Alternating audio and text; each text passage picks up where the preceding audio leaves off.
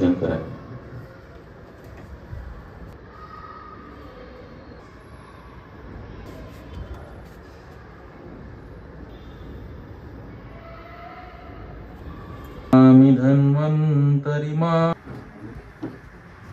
आरोग्य भारती आणि भारतीय संस्कृती संवर्धन संस्था या दोन्ही संस्थांच्या संघटनांच्या संयुक्त विद्यमाने आयोजित असलेल्या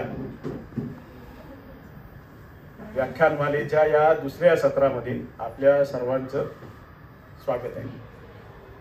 आपण ज्या वास्तूमध्ये आलेलो आहोत ही वास्तू भारतीय संस्कृती संवर्धन संस्थेची आहे. आपल्याला सर्व कार्यक्रमांसाठी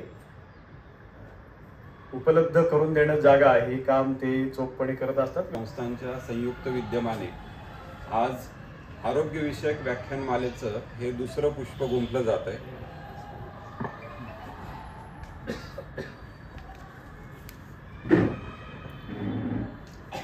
आणि हे दुसरं पुष्प गुंफण्यासाठी ह्या दोन्ही संस्थांच्या आयोजकांनी आपल्या समोर इथे बोलण्याची मला संधी उपलब्ध करून दिली.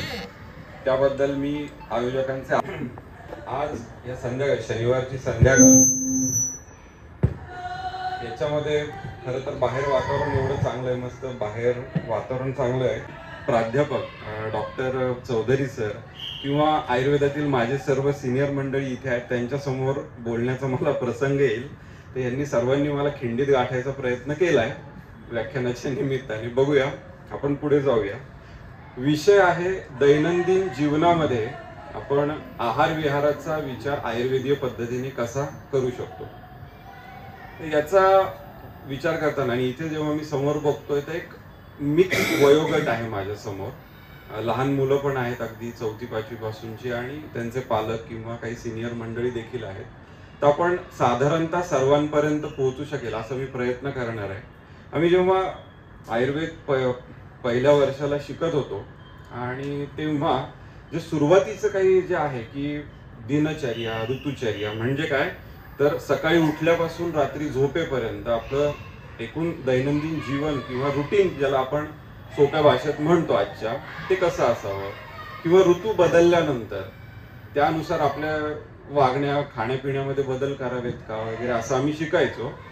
आणि खरं सांगायचं तर हे शिकून आम्हाला तेव्हा वाटायचं अरे आपण काय शिकतोय, हे सगळं हे काही सांगण्याची गरज आहे का, हे शिकण्याची गरज आहे का, रोज उठून आंघोळ करा, दंत धावण म्हणजे दात घासणं करायला हवं किंवा काय काय काय काय.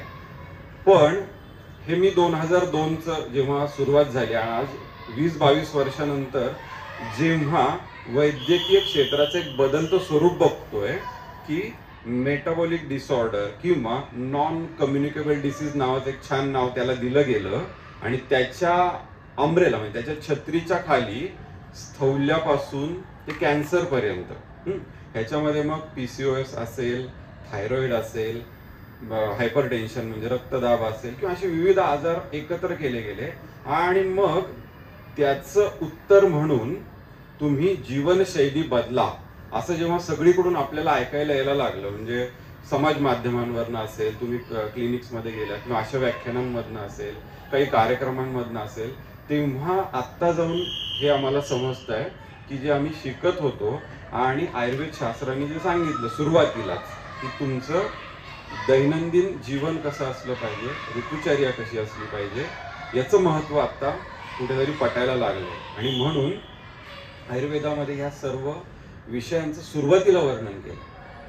आयुर्वेद काय म्हणतो, मी म्हणजे आयुर्वेदाने जे काही लिहिलं आहे किंवा त्याच्यात वर्णन केल्याचा विषय जो आहे, याचा हेतू, याच्या मागचं कारणच आहे की जो व्यक्ती स्वस्थ आहे त्याचं मला स्वास्थ्य टिकवायचंय, बरोबर आहे, काही करून त्याचं स्वास्थ्य टिकवायचंय. मग त्याच्यासाठी त्यांनी हे दिनचर्या, ऋतुचर्या या सर्वांचं वर्णन केलं, किंवा खाण्यातले आहार्य पदार्थ कसे असले पाहिजे, द्रव पदार्थ कसे असले पाहिजे. आणि जर दुर्दैवानं कुणी आजारी पडलं कारणवशात, तर मी पुढे त्या आजारांची चिकित्सा किंवा त्यासाठी काय उपचार करायचे याचं मी वर्णन करणार आहे, बरोबर आहे.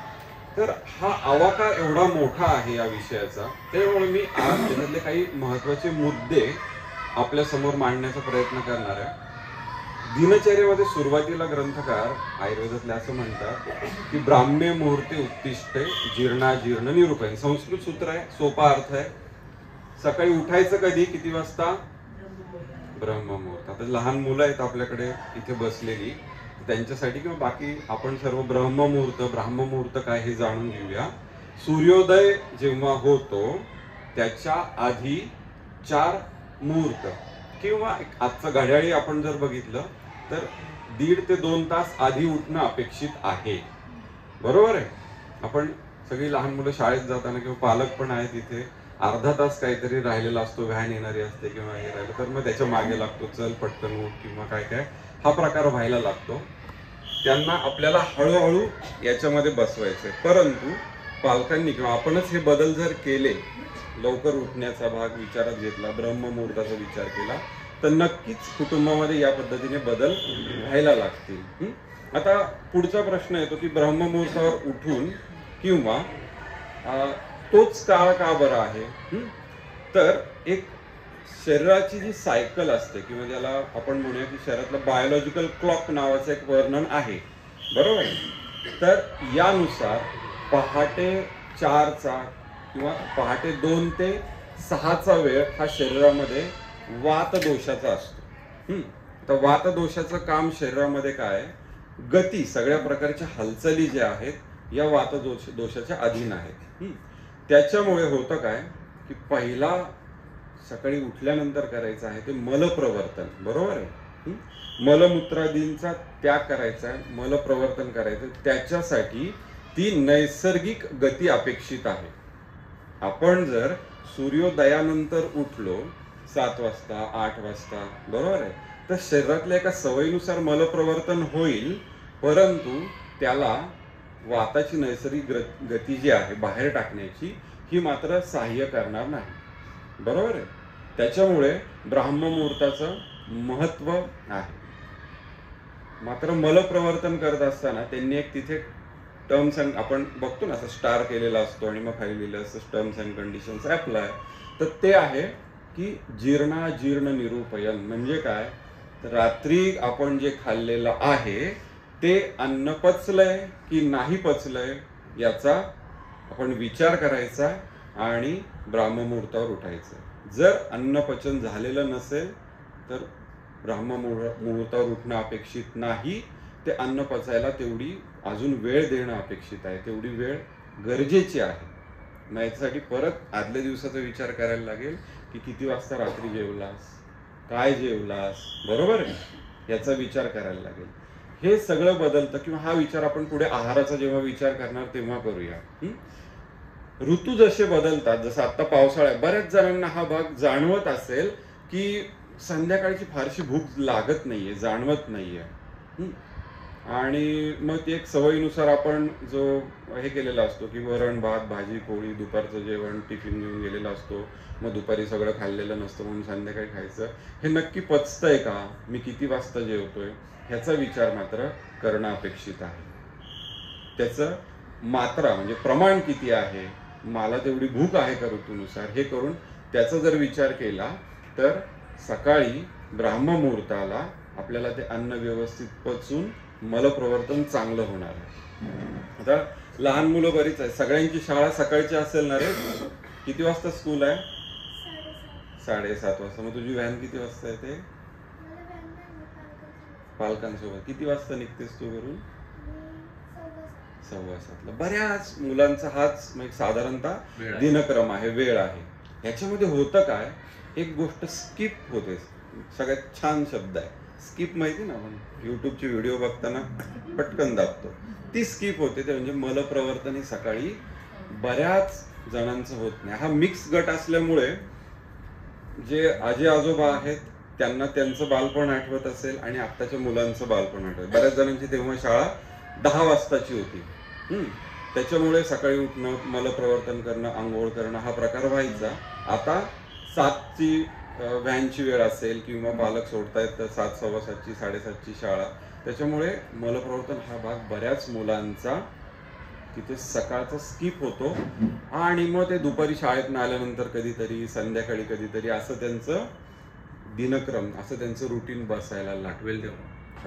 वेळ असेल तेव्हा. म्हणजे माझे 3 सिनियर किंवा 4 सिनियर इथे आहेत, कामत सर पण आहेत. त्यांनी जेव्हा प्रॅक्टिस सुरुवात केली असेल तेव्हा त्यांनी हा प्रश्न विचारलाच नसेल की रोज शौचाला जातोस का म्हणून. माझ्या सुरुवातीचं 10-12 वर्षांपूर्वीचं मला आठवतं, मी पण तेव्हा विचारायचो की पोट साफ होतं का. आता आमचा प्रश्न बदललाय की रोज जातो का. कारण उत्तर अशी मिळायला लागली प्रॅक्टिस मधनं. कधी गेला होता तर ती एक 17-18 वर्षाची मुलगी विचार करते, सोमवारी गेलती, मग मंगळवारी नाही गेलती, बुधवारी गेलती. अरे हा काय प्रकार आहे. बरोबर आहे. मलप्रवर्तन हे रोज सकाळी उठून जाण्याची गोष्ट आहे, वेळ आहे. आत्ता हळूहळू टॉयलेट ट्रेनिंग नावाचं एक प्रकरण किंवा तो एक भाग होतो की निदान त्यावेळेस जाऊन बसणं, त्याच्यानंतर हळूहळू तो प्रकार होत जातो. तर हे लहान मुलांना आणि आपण सुद्धा मोठ्या व्यक्तींनी हे करणं अपेक्षित आहे. याच्यावर मी भर का देतोय तर मलावष्टंभ किंवा कॉन्स्टिपेशन नावाचं एक जे इतकं कॉमनली सापडणारं लक्षण आहे आज प्रॅक्टिसमध्ये की त्यापासून ते दिवसातनं 4 वेळा 5 वेळा, अगदी रेअर केसेसमध्ये 8-8, 10-10 वेळा जाणारी सुद्धा व्यक्ती सापडतात. आणि याच्या परिणाम स्वरूपी पचनाच्या विकारापासून ते वेगवेगळे आजार होण्याची शक्यता असते. त्याच्यातलं पहिलं येतं की त्या अगोदर भागातले आजार असतील किंवा पचनाचे विकार असतील, त्यापासून ह्याचा मलावष्टंभाचा परिणाम यकृतावर होतो. आपण जसं बघतो पुण्यातलं नेहमीचं चित्र आहे की ट्रॅफिक जाम झाली एखाद्या चौकामध्ये, ठीक आहे, तर मग सगळे आपण दुचाकी स्वार काय करतो, मावळे वेगवेगळ्या गल्ल्यातनं जागा शोधतो ना, इकडून जाता येत आहे का, तिकडून जाता येत आहे का. तसं साधारणपणे शरीरामध्ये हळूहळू व्हायला लागतं. एका दिवसात होत नाही, तर सातत्याने मलावष्टंभ असेल, कॉन्स्टिपेशन असेल, तर त्याचा दाब पचनक्रियेवर येतो, त्याचा परिणाम पचनक्रियेवर व्हायला लागतो, यकृतावर त्याचा परिणाम व्हायला लागतो आणि यकृतातनं स्रवणारं पित्त जे आहे, जे पचनक्रियेसाठी महत्वाचं आहे, त्याच्यावर परिणाम व्हायला लागतो. ठीक आहे. आणि एकदा पचनक्रिया बिघडली, याचं रूपांतर व्हायला लागतं अजीर्णामध्ये. इनडायजेशन नावाचा एक इंग्रजी शब्द. आणि हा अजीर्ण आयुर्वेदानुसार सगळ्या आजारांचा मूळ पाया. बरोबर आहे. कुठलीही इमारत जेव्हा उभी राहते त्याच्यावर पाया जो असतो, ठीक आहे, तसा अजीर्ण हा सगळ्या आजारांचा मूळ पाया आहे. त्याचं हे मलावष्टंभ मोठं कारण आहे. तर मल विसर्जन करणं आणि तेही जीर्णाजीर्ण निरूपण म्हणजे काय, रात्रीचं जेवण पचलंय की नाही यानुसार आपल्याला व्हायला पाहिजे. ते जर पचत नसेल नेहमी, तर तुम्ही तुमच्या वैद्याचा सल्ला घेणं अपेक्षित आहे आणि त्यानुसार त्याच्यामध्ये बदल करणं अपेक्षित आहे. दुसरं, मलप्रवर्तन कसं होत आहे हे सुद्धा बघणं महत्वाचं आहे. बऱ्याच वेळा सकाळी घाई गडबडीमध्ये मलप्रवर्तन होतं, झालं पोट साफ, डॉक्टर 2 वेळा होतं, 3 वेळा होतं, 1 वेळा होतं, छान होतं. आणि ते कसं होतंय याचं स्वरूप सुद्धा सांगणं समजणं गरजेचं आहे. बऱ्याच वेळा ज्यांना पचनाच्या तक्रारी असतात किंवा पोटाचे आजार असतात, त्यांना एकदम काय म्हणाय त्याला पातळ, ज्याला जुलाब होतील अशा स्वरूपाचं किंवा आव असलेली अशा स्वरूपाची मलप्रवर्तन होतं. त्याच्याकडे ती लोक लक्ष देत नाहीत, समजून घेत नाहीत नेमकं आपल्याला काय होतंय. यापासून ते अगदी शेळीच्या लेंडी सारख्या खडा होणं इथपर्यंत प्रकरण जातं. आणि त्या लोकांना मग वेगवेगळे उपाय, मग काहीतरी अमुक अमुक औषध घेऊ का, जसं मग सरांनी सांगितलं की एक कात्रण आलं होतं आणि मग त्या आजींनी त्याचा पाठपुरावा केला, तसं वेगवेगळ्या जाहिराती येतात, मग ते घेऊन बघू का, ते नाही होत, आणि मग ते कुठेतरी व्यसन लागणं हा प्रकार होतो, त्याचा डोस वाढायला लागतो. पण मलप्रवर्तन किंवा मलावष्टंभ हा त्याच पद्धतीने राहतो. तर पोट साफ होणं सकाळी उठून हे अत्यंत गरजेचं आहे. त्याचं स्वरूप कशा पद्धतीचं आहे याचाही विचार करणं गरजेचं आहे. आणि ते जर बिघडलेलं असेल तर खाण्यापिण्यामधले बदल, आपल्या व्यायामामधले, दिनचर्येमधले बदल, माझं कामाचं स्वरूप कसं आहे, बैठं काम आहे का, उभं राहून काम आहे का, ह्या सगळ्यांचा गोषवारा करून तुम्ही तुमच्या जवळच्या वैद्याचा सल्ला घ्या. कारण पोट चांगलं असणं हे अत्यंत निरोगीपणाचं लक्षण आहे. जुन्या काळी एक वैद्य होते, मला त्यांचं सर नाव आठवत नाही, पण ते मलपरीक्षा करायचे. म्हणजे जो मल भाग आहे त्याचं स्वरूप बघून त्याच्यानुसार औषधं ठरवणं हा प्रकार. तुम्हाला सर्वांना नाडी बघणारे वैद्य माहिती आहे, तुम्हाला सगळ्यांना पोट तपासणारे वैद्य माहिती आहेत, पण मलभाग तपासणारे किंवा बघणारे वैद्य आहेत त्यानुसार ते औषधं ठरवायचे. हे मलप्रवर्तन जर व्यवस्थित झालं नाही तर शरीरातली उष्णता वाढणं आणि त्याच्या परिणामस्वरूपी मगाशी सांगितलं तसं वेगवेगळे आजार, मलाभोवतीचा भाग किंवा तिथला जो बेंबीभोवतीचा भाग आहे, स्त्रियांमध्ये विचार केला तर गर्भाशयासारखा भाग आहे, ओव्हरीज म्हणजे बीजग्रंथी आहेत, यांचे आजार होण्याची शक्यता असते. पुरुषांमध्येही पुनरुत्पादक संस्था म्हणजे रिप्रोडक्टिव्ह सिस्टीम आहे, प्रोस्टेट आहे, यांचे भविष्यात जाऊन आजार होण्याची शक्यता आहे. तर ही वाढलेली उष्णता शरीरामध्ये चांगली नाही, ती आजाराचं पायाभरणी करणारी असते. हा मलप्रवर्तनाचा विचार केल्यानंतर बऱ्याच वेगवेगळ्या पद्धतीने दिनचर्येमध्ये महत्वाच्या गोष्टी आयुर्वेदिक ग्रंथामध्ये वर्णन केलं आहे. त्याचा पुढचा टप्पा मी जास्त भर देणार तो म्हणजे व्यायामावर. कारण आत्ता मगाशी जो भाग सांगितला की नॉन कम्युनिकेबल डिसीजेस NCD, आणि मला वाटतं महाराष्ट्र सरकारने मध्ये सर्वे पण केला होता की प्रत्येक घरामध्ये जाऊन कुणाकुणाला वेगवेगळ्या पद्धतीचे नॉन कम्युनिकेबल डिसीज आहेत त्याचा सर्वे केला होता. त्याचा डेटा मला वाटतं मिळाला तर फार बरं होईल. तर त्याच्यासाठी खाण्यामधले बदल किंवा आहारामधले बदल हा तर भाग आहे, पण व्यायाम करा हे पण खूप आवर्जून सांगितलं जातं आणि व्यायाम तेवढा महत्वाचा आहे. जसं मला आत्ता दिसतं की ह्या मुली तुम्ही काहीतरी खेळून आलात ना, व्हेरी गुड. तर त्या वयोगटापासून ते अगदी वृद्ध व्यक्तीपर्यंत ज्याला त्याच्या शरीर यष्टीनुसार, शरीर प्रकृतीनुसार व्यायाम करणं अपेक्षित आहे. आणि या आजारांना म्हणजे स्थौल्यापासून ते कॅन्सरपर्यंत व्यायाम करणं गरजेचं आहे. व्यायामाचं महत्व काय, व्यायामाने फायदे काय होतात, तर पहिल्यांदा शरीरामध्ये लाघवता येते. म्हणजे काय, हलकेपणा असतो.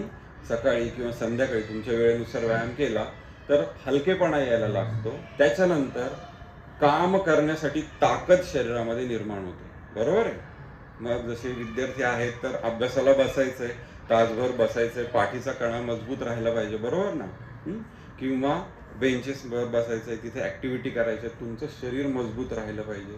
ह्या कर्मसामर्थ्य म्हणजे ताकद शरीरामध्ये चांगली निर्माण व्हायला लागते.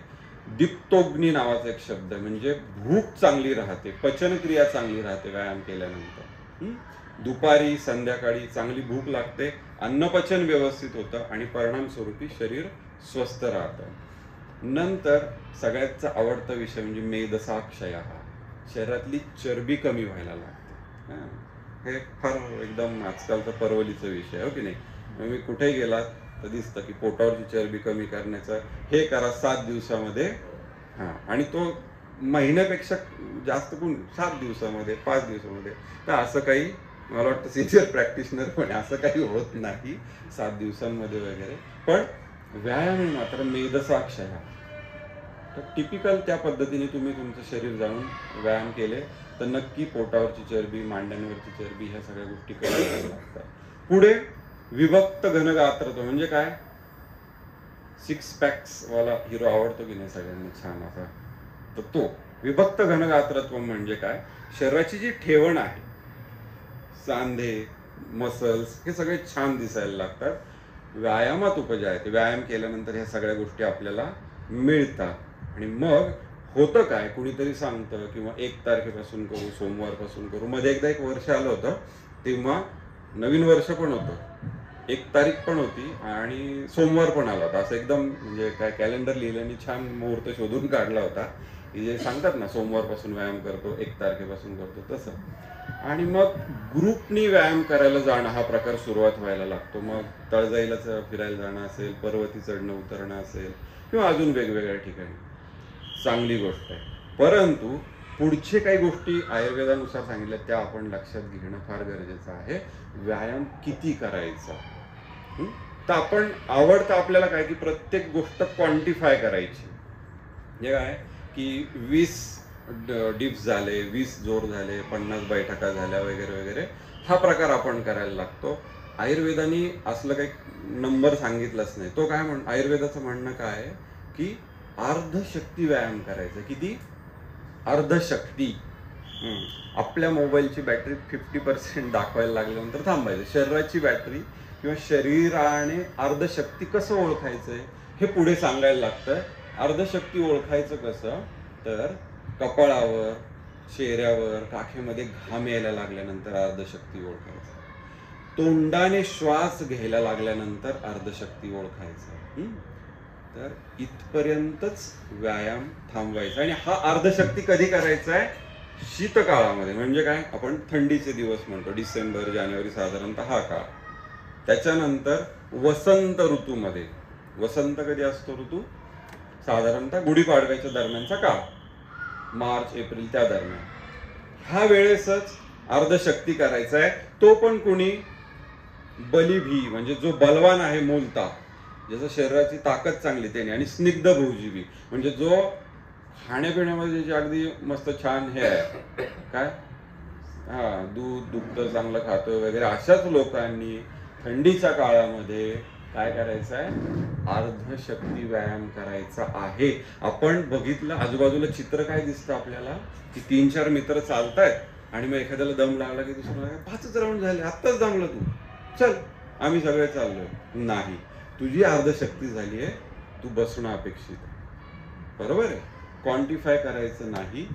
शीतकालामध्ये तुमचा व्यायाम वेगळा असेल, मे महिन्यामध्ये एप्रिल महिन्यामध्ये तुमच्या व्यायामाची गती किंवा तुमचा व्यायाम वेगवेगळा असेल. एखादा व्यक्ती योगासनांसाठी खूप छान पद्धतीने योगासनं करत असेल, परंतु जिम मधले जे काही, ज्याला आपण याचे व्यायाम म्हणतो, काय डंबेल्स किंवा मशीनचे, ते त्याला सहन होत नसेल, तर त्याने हळूहळू शक्ती वाढवून त्याच्याकडे जाणं अपेक्षित आहे. बऱ्याच वेळा काय होतं की ते त्याला त्या मशीनमध्ये बसवायला बघतात की इतक्या स्पीडने पळणं अपेक्षित आहे, कार्डिओ करणं अपेक्षित आहे वगैरे वगैरे. हळूहळू म्हणजे काय? शने शने असा एक शब्द वापरण्यात आलेला आहे. दुसरी गोष्ट, जर जो व्यक्ती व्यायामाचे जे आपले देशी प्रकार आहेत, बरोबर आहे, जोर, दंड, बैठका, सूर्यनमस्कार यांना असेल, तर त्यांनी त्या पद्धतीने व्यायाम करणं अपेक्षित आहे. आपलं शरीर ओळखून त्यांनी अपेक्षित आहे. कारण प्रत्येकाची प्रकृती वेगळी आहे, प्रत्येकाचं आहार विहार वेगळा आहे, खाण्यापिण्याची पद्धत, प्रत्येकाचं कामाचं स्वरूप वेगळं आहे. कुणी दिवसभर ऑफिसमध्ये बसून काम करणार आहे, कुणाचा फिरतीचा जॉब असू शकतो किंवा काय. तर हे ओळखून व्यायामाची सुरुवात करणं अपेक्षित आहे. तरच त्या व्यायामाचा जो आपण आत्ता मगाशी भाग बघितला ना, की अग्नी चांगला राहतो, त्याच्यानंतर भूक चांगली लागते, पचन चांगलं होतं, त्याच्यानंतर काय म्हणतात ते 6 पॅक ॲप वगैरे वगैरे, हे सगळे फायदे मिळतात. मात्र जर आपल्या शरीराच्या जास्त व्यायाम करण्यात आला, आजारांची पायाभरणी होते. पुन्हा एकदा परत एकदा आजारांची पायाभरणी होते. आणि वेगवेगळ्या आजारांचे, म्हणजे त्याच्यामधल्या काही आजार असे आहेत की सांध्यांचे आजार किंवा हे होण्यापासून तर अगदी गंभीर आजारापर्यंतची सुद्धा पायाभरणी ह्या अति व्यायामामुळे होण्याची शक्यता असते. त्याच्यामुळे तुमचा व्यायाम, तुम्हाला अपेक्षित असलेलं खाणं पिणं, हे सगळं वैद्याकडनं समजून घेणं आपल्या प्रकृतीनुसार, आणि ते निरोगी राहण्याचं शस्त्र जे आहे व्यायाम, त्याचा वापर तुम्ही तिथे करू शकता. एक छान वर्णन केलेलं आहे की जो आपल्या शक्तीपेक्षा जास्त काम करायला लागतो, जो आपल्या शक्तीपेक्षा जास्त व्यायाम करायला लागतो, तो जसा सिंह याच्यातल्या जंगलामधल्या हत्तीच्या मागे लागतो आणि त्याला मारण्याची वगैरे प्रयत्न करतो, तर तो जसं त्याला ओढून घेऊन जाईल, तसं शरीर हे आपलं नष्ट पावणं व्यायाम. जर अति व्यायामाचा प्रकार झाला तर त्याच्यामुळे व्यायामाचा भाग या पद्धतीने आपण लक्षात घेणं अपेक्षित आहे. पुढे आपण आहाराकडे जाऊया. आहाराचा विचार करत असताना सुद्धा माझी प्रकृती कुठली आहे, आत्ताचं ऋतुमान कुठलं आहे, आत्ता दुपारची वेळ आहे की रात्रीची वेळ आहे, मी दुपारी किंवा काय खाल्लेलं आहे, मला रात्रीचं जेवण पचलं आहे का, सकाळचं जेवण पचलं आहे का, या सर्व गोष्टींचा विचार करून आहाराचं नियोजन करणं. त्याच्यातल्या 1-2 गोष्टींकडेच मी हायलाईट करण्याचा प्रयत्न करेल. आणि ते म्हणजे फार पर्वणीचा एकदम जिव्हाळ्याचा प्रश्न आहे की पाणी किती प्यायचं. हा म्हणजे तर इथे पुन्हा व्हायला काय लागतं की क्वांटिफाय करायला लागतं. नाही 3 लिटर पाणी दिवसाचं जायलाच पाहिजे. याच्यापासून ते आम्ही आपले एकतर आयुर्वेदिक लोक, आम्ही नन्नाचा पाडा पाहिल्यापासून काय झालं की हे नको खाऊ ते नको खाऊ असं ते, आणि मग तो प्रकार सुरू होतो. तर पाणी किती प्यायचं, तर साधं सोपं सरळ उत्तर आहे, तहान असेल तेवढं पाणी, बसून घोट घोट पाणी पिणं अपेक्षित आहे. आता याच्यामध्ये काही त्याला जे काय म्हणू आपण त्याला निकष मराठी शब्द आहे ते लागते. उन्हाळा असेल पाणी जास्त लागणार, पित्त प्रकृती असेल पाणी जास्त लागणार, कामाचं स्वरूप जर त्याचं अशा ठिकाणी आहे की जिथे समजा AC नाहीये, उन्हाळ्यामध्ये पाणी जास्त लागणार, फिरतीचं काम असेल पाणी जास्त, हे त्याच्यामुळे प्रत्येक व्यक्तीचा पुन्हा हा वेगवेगळा विचार इथे होणार. त्यामुळे क्वांटिफाय करण्याच्या याच्यात कृपया जाऊ नका की इतके लिटरच पाणी प्यायचंय, तितके लिटरच पाणी प्यायचंय. कारण हे अतिरिक्त पिलेलं पाणी सुद्धा पहिलं म्हणजे जी भूक लागलेली असते त्याला कमी करण्याचा प्रयत्न करतं, कमी करायला लागतं. कारण भूक लागणं हे पित्ताचं काम आहे आणि पाण्याचे गुणधर्म हे त्याच्यावर अगदी उलटे आहेत. त्यामुळे जसं बाहेर आपण एखादं शेक केलेला असेल, शेकोटी केली असेल कॅम्प फायर, तर त्याच्यावर समजा तुम्ही बादलीवर पाणी टाकलं तर काय होणार आहे, विझून जाणार आहे. त्याच पद्धतीने शरीरातला अग्नी म्हणजे काय, पचनशक्ती हळूहळू कमी व्हायला लागते जर हे अतिरिक्त प्रमाणात पाणी पिण्यात आलं असेल. त्याच्यानंतर बरेच जण एक असतात की मी जेवल्यानंतर तासभर पाणी पित नाही, जेवताना मी अजिबात पाणी पित नाही, असे काही नियम असतात. आणि हे कुणी सांगितलं म्हणलं एकच उत्तर असतं, काय सगळेच सांग. हा युट्यूब तर काय म्हणजे तर किंवा सगळेच करतात असं, तर ह्या सगळे करणाऱ्याला काही अर्थ नसतो. आयुर्वेद काय म्हणतोय, 3 त्याने टप्पे सांगितलेत. जेवणाच्या आधी पाणी पिणारा व्यक्ती कृश राहतो, जेवणाच्या मध्ये मध्ये पाणी पिणारा व्यक्ती जो आहे तो सम म्हणजे जसा आहे त्या स्वरूपाचा राहतो हेल्दी, आणि जेवण झाल्यानंतर लगेचच पाणी पिलं मोठं म्हणजे प्रमाणात खूप म्हणजे 1 ग्लास 2 ग्लास वगैरे असं, तर ते स्थूलतेकडे जातं. आता तुम्हाला काय व्हायचंय ते आपण ठरवायचं, हो की नाही. मला सम राहायचं असेल, माझी शरीर प्रकृती त्याच पद्धती, कारण खूप कृश झाला, बारीक झाला, तेही शरीराला अपेक्षित नाहीये, आणि स्थूलता तर नाहीच, म्हणजे ती तर आता एकदम बॅनच आहे सध्या. त्यामुळे स्तम राहायचं तर जेवताना मध्ये मध्ये घोट घोट पाणी पिणं हा प्रकार आपल्याला अपेक्षित आहे. त्याच्यामुळे जेवल्यानंतर तासभर मी काही पित नाही किंवा जेवणाच्या आधी पित नाही, त्याच्यानंतर दिवसभरात 3 लिटर पाणी पितो, किंवा सगळेच सांगितलं जसं यांनी सांगितलं की बाबा यूट्यूबवर असा मी व्हिडिओ बघितला, किंवा प्राजक्ता माळीने काहीतरी वेगळं काहीतरी सांगितलं तिच्या एका व्हिडिओमध्ये. तर असले कुठलेही निकष कृपया लावू नका आणि तहानेनुसार पाणी पिऊ. त्याच्यातनं दुसरा एक विचार येतो तो म्हणजे सकाळी उठल्यानंतर पाणी प्यायचं, की बाबा सकाळी उठल्यानंतर पिलेलं पाणी चांगलं असतं किंवा काय, हे यालाही उत्तर आहे. उन्हाळा असेल तर सकाळी उठल्यानंतर तहान लागली असेल पाणी प्यायला काहीच हरकत नाही, पण जर तहान नसेल तर नाही प्यायचंय.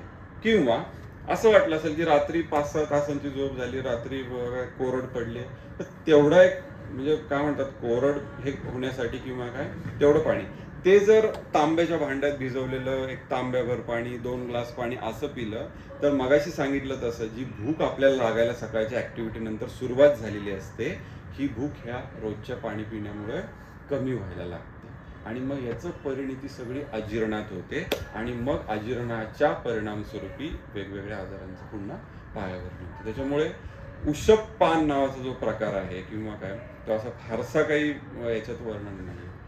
दुसरा अजून एक भाग याच्यात सांगता येतो, तो म्हणजे की सकाळी उठल्यानंतर खाण्याचं काय, म्हणजे ब्रेकफास्ट किंवा काय, तर याचं वर्णन फक्त आयुर्वेदामध्ये एका ठिकाणी आहे, ते म्हणजे हेमंत ऋतूची चर्या करत असताना ग्रंथकार म्हणतात प्रातः एव बुभुक्षिता, म्हणजे सकाळी उठल्या उठल्या त्याला भूक लागते थंडीच्या दिवसांमध्ये. का तर थंडीच्या दिवसांमध्ये आपले शरीर बाहेर थंडी असल्यामुळे शरीर जखडल्यासारखं किंवा तो भूकेचा जो अग्नी आहे किंवा जी भूक आहे ती शरीरात कोंडली जाते, आणि रात्री तुम्ही 8-9 वाजता जे जेवलात सकाळी 5-6 वाजेपर्यंत एवढा कालावधी गेल्यानंतर ती भूक लागते. तेवढ्याच एका याच्यामध्ये सकाळी उठल्यानंतर मलप्रवर्तन दंतमुखमार्जन केल्यानंतर पहिले त्याला भूक असेल तर खायला द्यायचं. धुंदूर मास आठवतो आपल्या सर्वांना, धुंदूर मासाचं वर्णन मला वाटतं थोडासा आता हे विषय मागे पडला धुंदूर मासाचा, परंतु छान काय भाकरी तीळ लावलेली, नंतर वांग्याचं भरीत, त्याला लोणी वगैरे लावून हे सकाळी धुंदूर मासात खाण्याचं किंवा आपल्या एकूण आहाराचं जे आरोग्यशास्त्राची नातं आहे ते या स्वरूपाचं.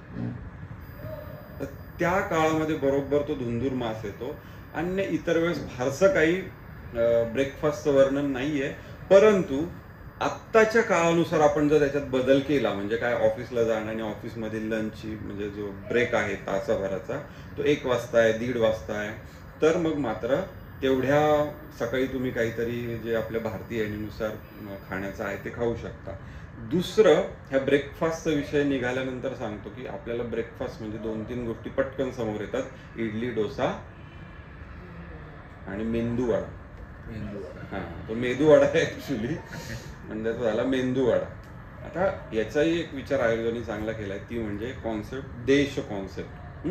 देश म्हणजे परत भारत देश किंवा ब्रिटन वगैरे असा नाही, तर देश म्हणजे काय, जसं पुणे साधारण देश आहे, मुंबईत गेलं की दमट वातावरण, बरोबर आहे, आणि थोडं आपण इकडे सरकलो बीड, परभणी वगैरे, तर कोरडं वातावरण आहे. याचा विचार करून देश केला. किंवा पंजाब मधलं वातावरण, खाली दक्षिण भारतातलं वातावरण हे वेगळं, राजस्थान मधलं वातावरण, याचा विचार केलेला. हे जे पदार्थ आपल्या नाश्त्याच्या याच्यामध्ये येऊन बसलेले आहेत, इडली वडा, मेदू वडा, तर हे मात्र आपले महाराष्ट्रीय पदार्थ नाहीत.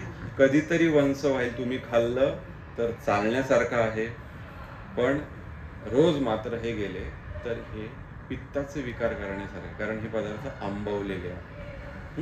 दक्षिण भारतामध्ये यांचा अग्नी कोस्टल रिजन म्हणजे काय, समुद्र सपाटीच्या जवळ असल्यामुळे तसा कमी असतो, त्याच्यामुळे त्यांना पचनासाठी एक थोडंसं आंबवलेले पदार्थ जरा बरे पडतात. परंतु आपल्या इथे ती काही परिस्थिती नाही, तर आपल्याला मात्र हे कधीतरी खाल्ले तरी चालतील. आपले नाश्त्याचे किंवा आहारातले पदार्थ वेगळे आहेत. तर तेलाचाही भाग येतो, तोही कधीतरी मला वाटतं ह्या याच्यामध्ये येईल व्याख्यानांमध्ये, की तो एक क्रायसिस तयार होतो की मी कुठलं तेल वापरू, आणि मग नवीन इतकी तेल आली, तर मग राईस ब्रॅन तेलापर्यंत वगैरे. इथेही देश नावाची कॉन्सेप्ट जी आहे, महाराष्ट्रामध्ये ग्राउंडनट ऑइल, म्हणजे आपल्याकडे भुईमुग चांगल्या पद्धतीने होतो, तर आपण त्याच्याकडे जाऊ. उत्तर भारतामध्ये राईचं तेल मोठ्या प्रमाणात वापरलं जातं, दक्षिण भारतामध्ये कोकोनट ऑइल म्हणजे नारळाचं तेल वापरलं जातं. हे त्या पद्धतीने असावं, तर आजारांचं प्रमाण कमी राहील. कारण हे गोष्टी आपल्याला पिढ्यानपिढ्या नोन आहेत, माहिती आहेत, पण जेव्हा आजी आजोबांपासून आपण हे खात आलेलो आहोत, त्याला जर आपण चॅलेंज करत गेलो तर हे प्रकरण आजारांकडे जाण्याची शक्यता आहे. त्याच्यामुळे ह्या खाण्यापिण्याच्या बाबतीत आपण अत्यंत काळजीपूर्वक राहणं अपेक्षित आहे, जेणेकरून आजाराची पायाभरणी व्हायला नको. आणि काही 2-3 गोष्टी मी सांगण्याचा प्रयत्न करतो शेवटच्या, त्या म्हणजे उष्णम अश्नियात, म्हणजे आहार नेहमी गरम असावा खाताना, बरोबर आहे. स्निग्धम अश्नियात म्हणजे काय, आहारात स्निग्ध पदार्थांचा समावेश असावा. मध्यंतरी त्या आपल्या मुंबईला जाताना जे हे आहेत ना फूड मॉल्स, त्याच्या बाहेर एक स्टॉल तुम्हाला दिसेल बघा, काय, तेला तुपाशिवाय स्वयंपाक, आणि छान वाटतं ते की अरे तेल नको, तूप नको, कारण ते काय शरीरामध्ये कोलेस्ट्रॉल वाढवतं, हे वाढवतं, असं वाढवतं, तसं वाढवतं. आता परत हे प्रकरण उलटं झालंय, आणि खाण्यामध्ये स्निग्धता असली पाहिजे, ते काय तुमचं कोल्ड प्रेस ऑइल खाल्लं पाहिजे, त्याच्यानंतर देशी गाईचं तूप असलं पाहिजे, दूध असलं पाहिजे, लोणी असलं पाहिजे. एक लक्षात घ्या, मला वाटतं थोडा वेळ राहिला, 1-2 मिनिटं घेतो मी. गणपतीची आणि कार्तिकेय स्वामींची गोष्ट आहे, आलं लक्षामध्ये, की बाबा विश्वप्रदक्षिणेची बघे ना, तर कार्तिक स्वामी पटकन मोरावर बसतात आणि निघतात, कारण मोर आहे आणि मस्त तो अगदीच पक्षासारखा नसला तरी उंदरापेक्षा तर नक्कीच जोर आहे. गणपतीला प्रश्न पडतो की बाबा एक तर मी म्हणजे स्थूल शरीर, त्यातनं उंदीर छोटा, हा कसा विश्वप्रदक्षिणा करतो. तर मग तो काय करतो, गणपती बाप्पा शंकर पार्वतीला प्रदक्षिणा म्हणून कार्तिक स्वामींच्या आधी तिथे. तसं आपली भारतीय ज्या गोष्टी जोडल्यात आहाराच्या, आरोग्याच्या, हे आपण ऑलरेडी एका ठिकाणी येऊन थांबलेलो आहोत वेगवेगळ्या पद्धतीच्या संशोधनांमधून. म्हणजे कुणाला नाव ठेवणं किंवा ते आपल्यापेक्षा इन्फेरियर आहेत वगैरे असा त्याचा अर्थ नाही, परंतु ही लोक अजून शोधतायत आणि एक कालांतराने पुन्हा ते इथे येऊन थांबणार आहेत. तर हे आपण जे ऑलरेडी आहोत, आपल्या जुन्या ग्रंथकारांनी, जुन्या ऋषीमुनींनी आपल्याला जे ज्ञान दिलेलं आहे, याचा फक्त आपल्याला वापर करायचा आहे. ते चांगलं समजून घेऊन वापर करायचा. म्हणजे जसं धुंदूर मासाचा विषय आला, तर तो का त्या काळात आलेला आहे, किंवा आता ह्या श्रावणाच्या याच्यामध्ये उपवासांचं एवढं का, बरोबर आहे. नागपंचमीला तर कापायचं नाही, भाजायचं नाही, चिरायचं नाही, पण लोकांनी दिंड शोधून काढली. आलं लक्षामध्ये, उकडलेले ते अजून जड पडतात. इकडे काय सांगतायत आपल्याला की ह्या दिवसांमध्ये पचनक्रिया खूप काय असते, कमी असते. त्याच्यामुळे हे न करता काहीतरी उपवास करा. हे करून आपण दिंड शोधून काढली पूर्णाची, हो की नाही. आता परत एकदा, इडली पचायला जड आहे, आलं लक्षामध्ये, कारण का ती वाफवलेली असते म्हणून. जेवढा अग्नीचा संपर्क चांगला येतो तेवढं अन्न पचायला हलकं होत जातं. म्हणजे दिंडाच्या याने मी तुम्हाला सांगत होतो.